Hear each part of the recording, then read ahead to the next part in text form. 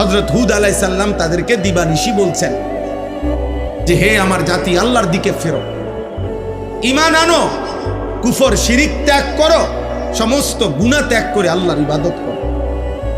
ওরা বারবারই বলতো, নবী বলতেন আযাব আসবে, ওরা বলতো আইয়ুনা আশাদ্দু মিন্না কুওয়া, আমাদের চাইতে শক্তিশালী আছে কে, কে দিবে আযাব?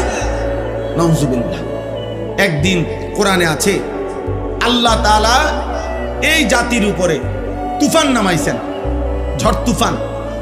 কোরআনে স্পষ্ট আয়াত আছে সাবআ লায়ালিন ওয়া থামানিয়াতা আইয়াম, 7 রাত 8 দিন একটানা, 7 রাত 8 দিন একটানা ঝড় তুফান হয়েছে, 1 সেকেন্ডের জন্য বন্ধ হয় না তুফান।